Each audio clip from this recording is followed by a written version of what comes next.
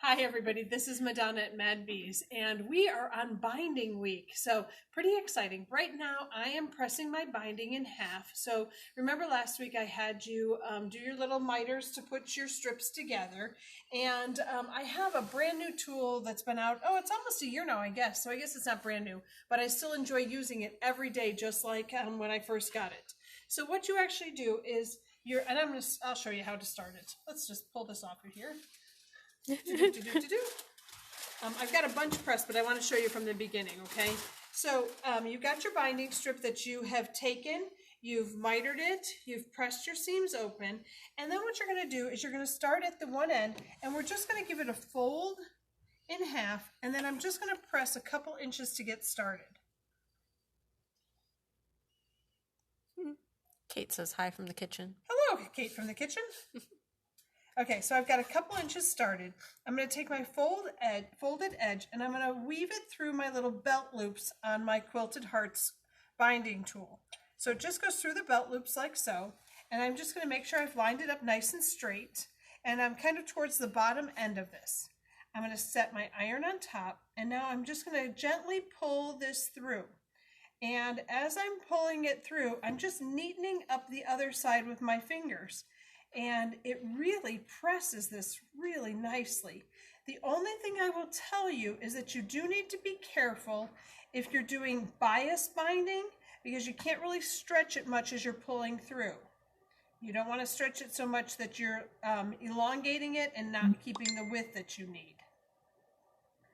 So you can see this goes really easily. I'm at the edge now where it's mitered together. I'm just going to fold it a little bit more, take another half a second to make sure that stays nice and neat for me, and just keep going.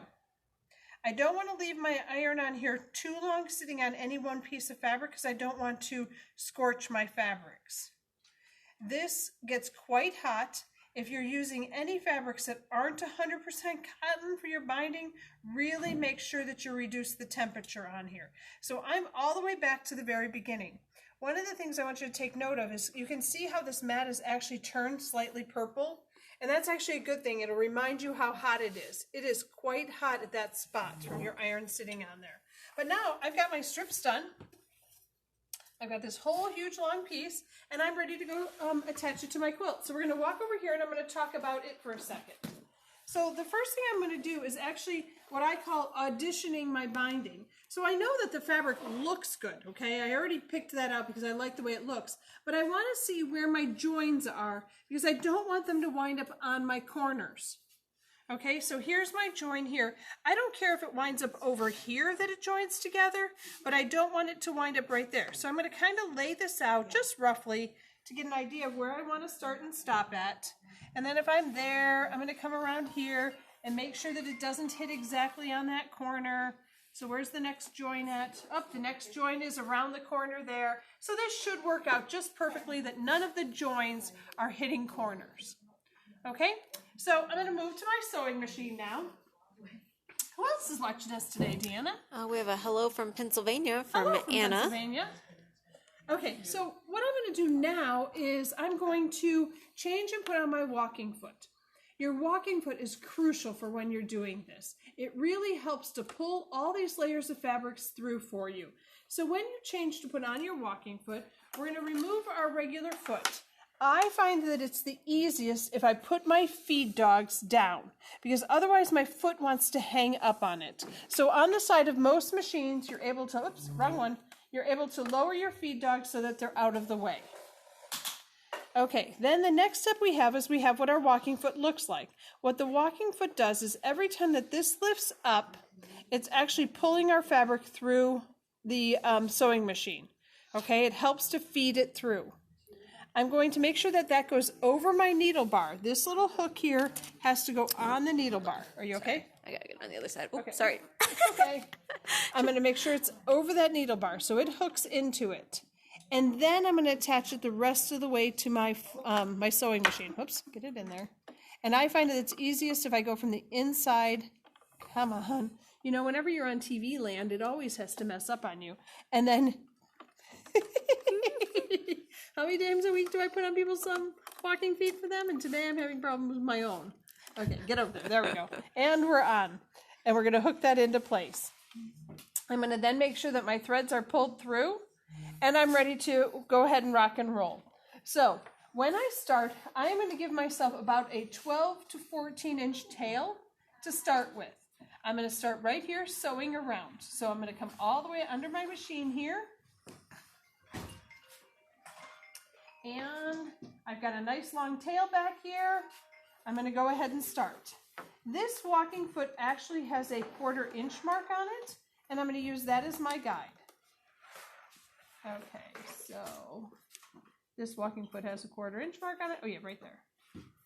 Okay, so this one is just right on the inside of the foot, but look at yours to see. It's always better to be a little bit bigger, and I mean bigger, maybe I mean smaller. It's okay to be 3/8 of an inch, but you don't want to be like 5/8 of an inch. So we just want to make sure that we maintain an even seam allowance all the way around. Sure, I cannot even talk today. Okay, so we're going to go ahead and attach this. I do not back tack when I'm attaching. So I'm going to go ahead and grab my foot control and sew. I did make sure that my feed dogs are in the upright position again, and I'm going to go ahead and do this. So you just keep the feed dogs down to put the foot on. Correct. I have to have them back up so that I'm able to actually work this. Gotcha. Okay, I also want to make sure that I use my needle up, needle down, and every time I stop, that it stops in a down position so that I don't move it around too much and move it out of that position. Do you recommend a specific stitch length for? For binding, I use my traditional length. I have been known to elongate it if the binding is super thick of heavy fabric, so that way it pulls through a little bit easier. But I do keep my regular length on. I am attaching to the front because I'm going to hand sew to the back. Okay, so here's the part that we're coming to that I want you to see. Okay, we're coming along, we're coming along, we're coming along. And on my foot here, this little mark right here, right there, can we see it? Right there is a 1/4 of an inch before my needle. So I want to stop sewing when that line meets the edge of the quilt here. Okay, so I'm going to sew along, and I've slowed down quite a bit. And one more. Okay, that looks pretty good. I might be able to get one more. So this is always the game, okay? And that's why my needle down is really nice. So right now, I'm a 1/4 of an inch here, and I'm a 1/4 of an inch from the outside edge. I'm going to pick up my foot, I'm going to pivot my fabric, and I'm going to sew right out to that point. Okay, I sew all of this, okay? I have seen lots of people who will just stop sewing about a 1/4 of an inch in. So now I've got it coming down, and it's turning and pivoting off. I'm going to rotate my whole quilt so that I'm ready to sew the next side here, okay? So here I am ready to sew the next side. You can see that it already has started to go in the right direction. I'm going to take a straight pin. I'm going to put it into that loop. I'm going to just flatten it out here. Okay, so see how nice and flat I made that? Okay, so let's watch that again. Here's my piece of fabric. Okay, my tail. I'm going to let it fall into a loop. I put my pin in there. Okay, I flatten it, make it straight, and in it goes there and holds it right in place for me. And look at how nice and neat that looks. Okay, I'm going to put this back up underneath my sewing machine at my 1/4 of an inch. All of this should be nice and straight, and I'm going to start sewing again right at the very edge. I'm going to sew a little bit, and then I'm going to show you something. We don't want to twist in it.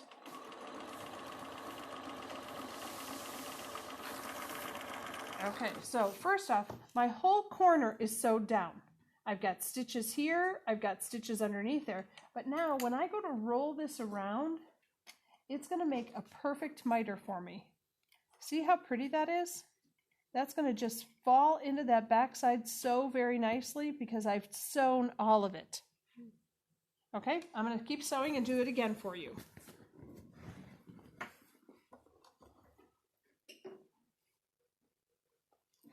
Do you do anything special with quilts that are bigger than this that are hanging off on the side like that? Oh yes, I will roll this sucker up and get as much of the weight up onto the table as possible.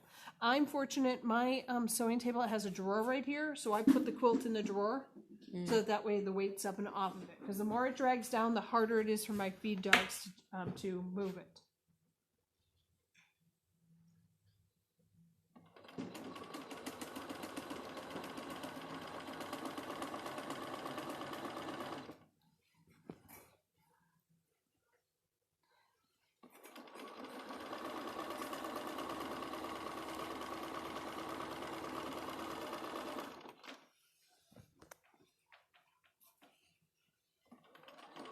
Getting there. We're almost to that next corner.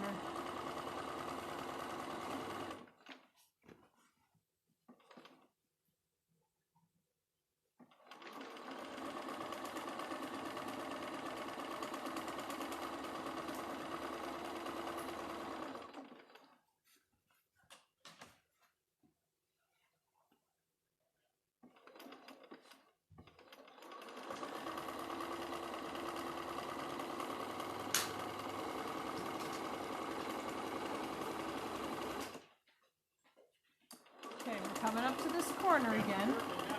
Okay, so I'm going to start to slow down so I can watch it. Okay, here's the edge of my quilt right there. I want to put that marking on my foot, so that marking that's right there, this marking right here, right on the edge, that looks pretty gosh darn good to me, because I'm happy with that being right there. Okay, so that's straight across. I'm going to pick up my foot. I'm going to turn. I'm going to look for that point that's right underneath there. That's the corner of my quilt. I'm going to aim for it. Okay, I aimed for it. So now I've got that nice little 45-degree angle there. Cut. Pick up my whole quilt, turn it. Okay, I'm going to take this. See, it's already done the loop for me. It's already telling me which way it wants to go. Okay, I put that right in there, that pin. I pull this down. And look at how nice and neat that looks. And I'm ready to sew it down right from the very edge there. Don't move in 1/4 of an inch. Start right on the edge and sew that in. It's going to hold it all in place for you. Let me just sew a little bit, then I'll show you.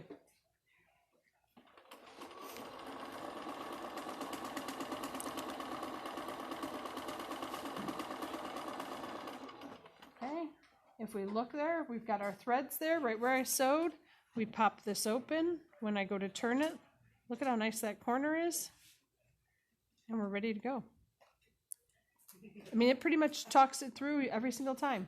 Pull it over, and away you go. Does that look nice? Okay, so I'm going to stop here because I want to show you how to join the two together.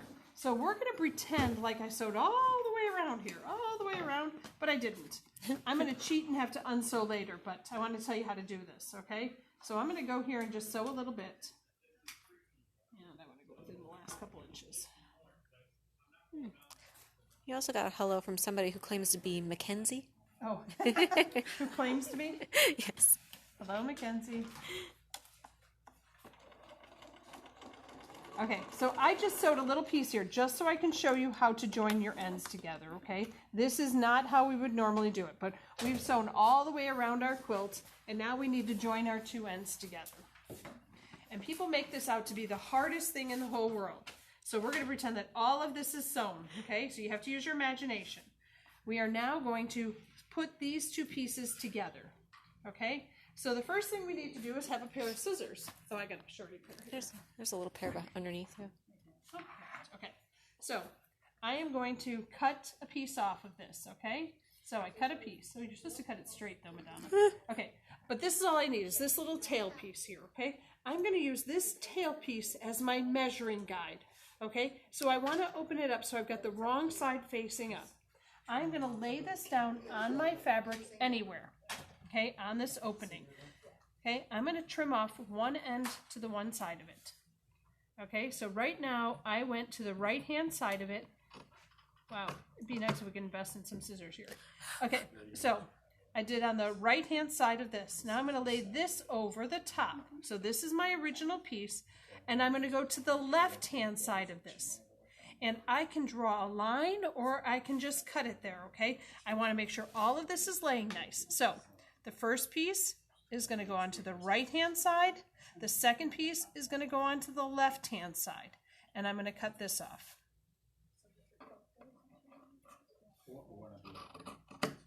Okay, so my measurements should be exactly the same as this. See how that's a nice perfect width for that. So we can see both pieces are overlapped by exactly that. There, and then there. Okay, I'm going to take both of these and open them up because we always want to sew right sides together. Open this up, open this up. Okay, both of these are open, and we're going to take one of them and just turn it a little bit so that we put two pieces together. Okay, so now I've got my two ends together. And remember last week when I told you we're going to sew across the waist and not through the crotch? Same thing applies. We're going to go from here to here. We're not going to go down the center. If you want, you can pin this into place and check it. So watch what we're going to do. We're going to hold this. We're going to pin this.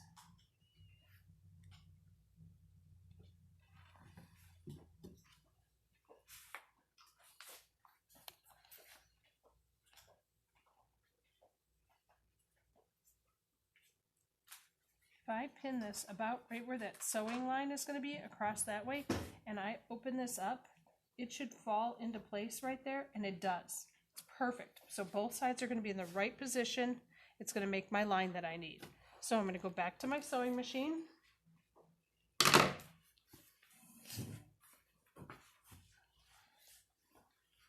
I'm going to put this underneath.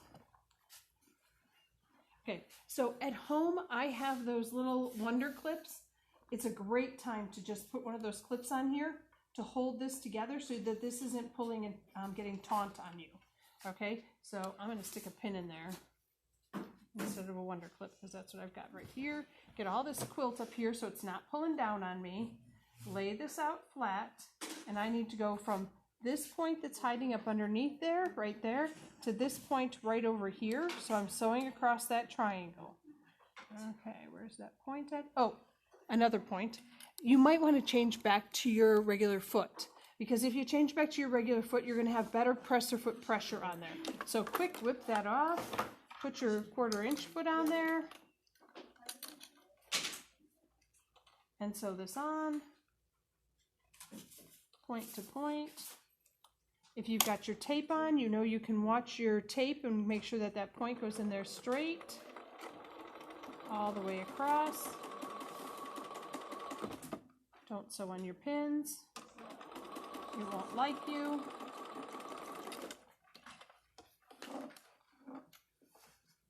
Take out that pin, pop this baby open. Oh, get the other pin out of there. Like, oh no, it's too long. Pop that open and look at, now that fits in there just perfect. It's going to fit that opening and not have to stress too much. I'm going to go in and trim this and sew that down. And next week, guess what? We're going to do hand sewing. Woohoo! So, for homework, I'd like you to work on your mitered corners. Please have questions ready for me next week. If you're misunderstanding something I'm saying, or if I can help you to fine tune that a little bit.